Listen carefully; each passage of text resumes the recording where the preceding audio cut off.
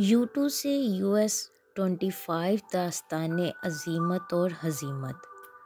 Soviet union نے امریکہ کا U2 جاسوس طیارہ کیوں مار گرایا؟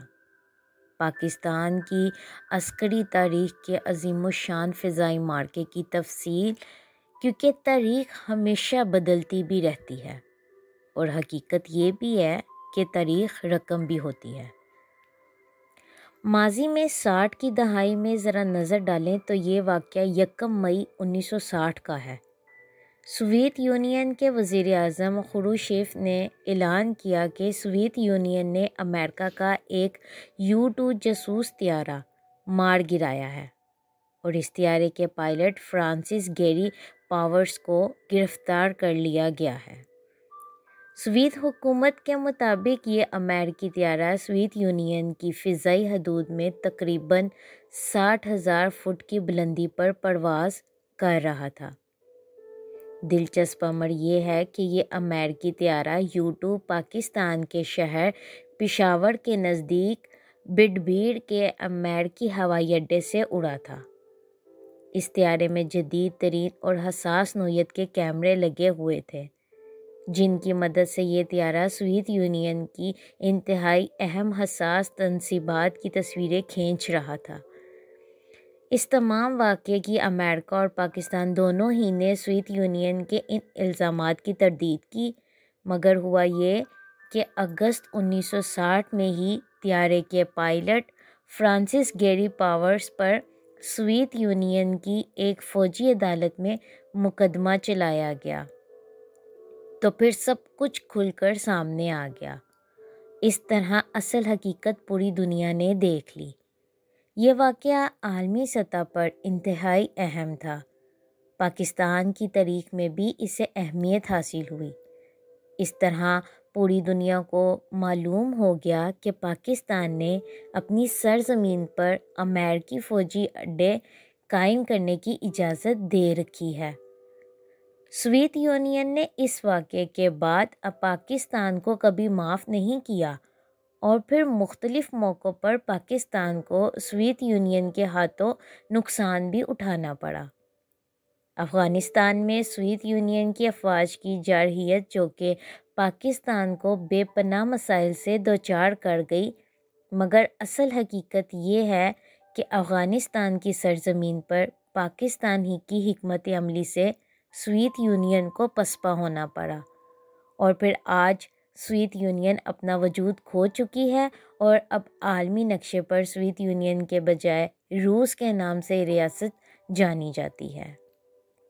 18 جولائی 1969 کو حکومت پاکستان نے اعلان کیا امریکہ اور پاکستان کے درمیان 10 سالہ دفاعی معاہدے کے اختتام پر پشاور کے نزدیک بڈبیر کے مقام پر امریکی فوجی اڈے نے اپنا کام بند کر دیا ہے۔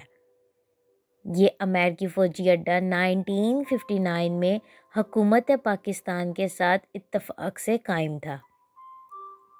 1960 میں سوویت یونین میں گرائے جانے والے امریکی جاسوس طیارے U2 نے اسی فوجی اڈے سے پرواز کی تھی اور پھر پوری دنیا کو اس اڈے کی موجودگی کا علم ہوا۔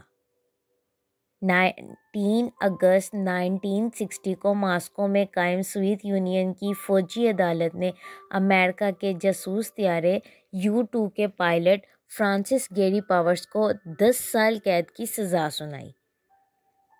اس مقدمے کا آغاز 17 اگست 1960 کو ہوا تھا، جہاں فرانسس گیری پاورز نے اعتراف کیا تھا کہ 1 مئی 1960 کو انہوں نے پشاور کے نزدیک بڈبیر کے فوجی اڈے سے پرواز کا آغاز کیا تھا۔ اس سزا کے 1.5 سال بعد 10 فروری یعنی 10 فروری 1962 کو اس امریکی پائلٹ کو امریکہ کے حوالے کر دیا گیا۔ اس کے بدلے امریکہ میں قید روسی جاسوس کرنل روڈولف ایبل کو آزاد کر کے سوویت یونین کے حوالے کیا گیا تھا۔ پاکستان کی عسکری تاریخ کا ایک عظیم الشان فضائی معرکہ پاک فضائیہ یا پاک سرزمین پر 14 اگست 1988 کو پیش آیا۔ پاک فضائیہ کے اس مارکے میں اس وقت کے اسکواڈرن لیڈر اطہر بخاری اور اسکواڈرن لیڈر توفیق راجہ نمایاں تھے۔ وطن عزیز کا دفاع کرتے ہوئے پاک فضائیہ کے ان شہینوں نے وطن عزیز کا نام روشن کیا اور عسکری تاریخ میں شاندار کامیابی کی تاریخ رقم کی۔ اس فضائی مارکے کی مختصر تفصیل کچھ یوں ہے کہ روسی جنگی جہاز Su-25 جسے روسی پائلٹ الیگزینڈر ولادیمیر سکوائی اڑا رہا تھا، رات کے اندھیرے میں پاکستان کی فضائی حدود میں داخل ہوا۔ پاک فضائیہ کے ریڈار کنٹرول روم میں کنٹرولر اسکواڈرن لیڈر توفیق راجہ نے ریڈار اسکرین پر اپنی عقابی نظروں سے اس جہاز کو پاکستان کی فضائی حدود کی خلاف ورزی کرتے ہوئے دیکھ کر اطلاع آگے پہنچا دی۔ پھر اسی جہاز کو ٹارگٹ کرنے کا task fighter pilot squadron leader Athar Bukhari کے حصے میں آیا اور F-16 جہاز لے کر انہیں اس مشن پر روانہ کر دیا گیا۔ اسکواڈرن لیڈر اطہر بخاری نے روسی جہاز کو پاکستان کی حدود کے اندر مار گرایا، جبکہ پائلٹ الیگزینڈر ولادیمیر سکوائی بیل آؤٹ کر گیا، جسے گرفتار کر لیا۔ یہ پائلٹ پاکستان میں قید رہا۔ رہائی کے بعد اسے روسی حکومت کے حوالے کر دیا گیا۔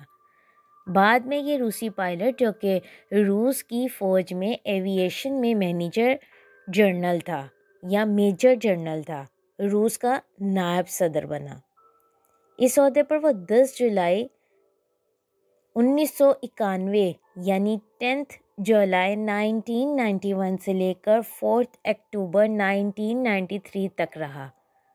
اس کے بعد وہ روس کے صوبہ کرسک ابلاسٹ کا گورنر بھی رہا۔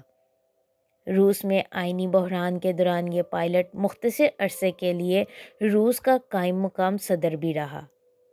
لندن میں موجود ہمارے دوست خال ایچ لودھی نے اپنی تحقیق میں مزید کہا ہے، پاکستان میں روسی پائلٹ کا جہاز گرانے والے اسکواڈرن لیڈر اطہر بخاری ایئر مارشل بنے۔ وہ پاک فضائیہ میں vice chief of air staff کے عہدے تک پہنچے، جبکہ اسکواڈرن لیڈر توفیق راجہ ایئر کمانڈو کے عہدے پر ترقی پا کر ملیر ایئر بیس کے اسٹیشن کمانڈر کے عہدے سے ریٹائر ہوئے۔ 1 مئی 1960 یعنی 1 مئی 1960 کو سوویت یونین نے امریکہ کا U-2 جہاز، جو کہ بڈبیر پشاور سے اڑا تھا، اسے مار گرایا تھا۔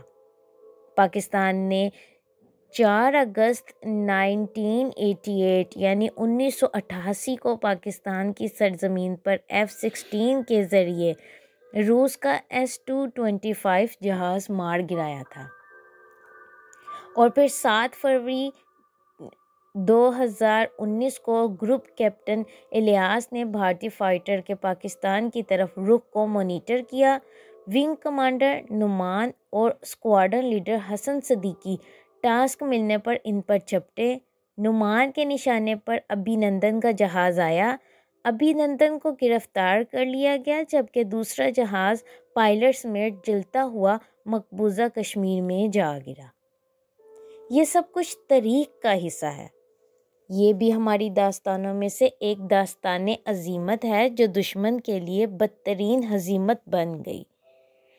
تاریخ ہمیشہ بدلتی بھی رہتی ہے، اور حقیقت یہ بھی ہے کہ تاریخ رقم بھی ہوتی ہے۔